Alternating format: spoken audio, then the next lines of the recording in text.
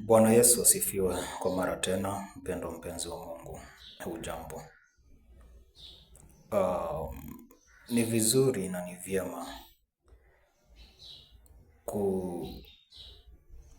kukaa ukiwa umekeshea afya yako, na kama wengi ambavyo huwa wanasema health is wealth, afya ni utajiri.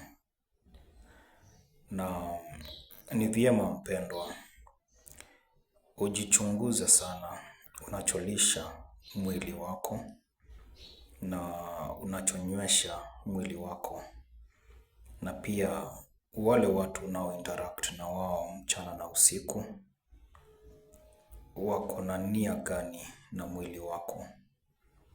Na pia ni vyema kuchunguza background ya boma yenu, habari ya ni mambo gani ambayo huwa yanainterfere na afya za watu. Ni mambo gani huwa yanainterfere na miili ya watu. Maana kuna magonjwa ya kurithi, kuna magonjwa ya kuachaniwa, kuna magonjwa ambayo ni kama ni generational. Ni magonjwa ambayo yamezoea kutorment familia za watu. Unapata nyanyake, babu yake, huyo na huyo mwingine walikuwa aidha na shida ya diabetes, ugonjwa wa koo, shida ya miguu, vitu za namna hiyo. Na ni vizuri kujijua na kujielewa upande wa afya, maana magonjwa ni roho, na ile huwa ni roho ambayo imekuja kuangamiza maisha ya mtu, na imekuja kumaliza destiny ya mtu, imekuja kumaliza goals zako, imekuja kukuchelewesha,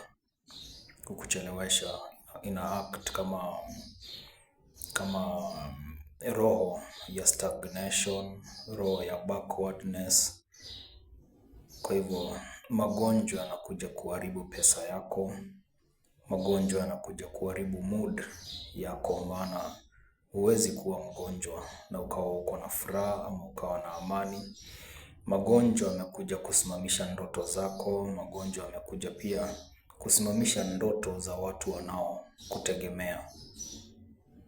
Kwa hivyo ni vyema wewe mpendwa mpenzi wa Mungu upate kujijua na upate kujielewa upande wa afya, maana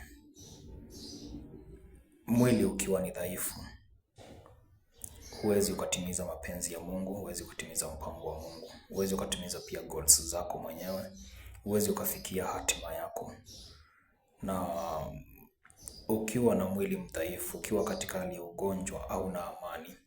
Na ukikosa amani, huwezi kujiachilia Mungu inavyofaa, na pia huwezi jiachilia katika kazi yako vile ambavyo inavyofaa. Kwa hivyo ni vyema na ni vizuri, na ninakusihi kwa unyenyekevu wote, shughulikia afya yako, keshea afya yako, zingatia sana afya yako, ili kuwe na hatua na kuwe na mabadiliko, na Bwana akutende mema. Amen.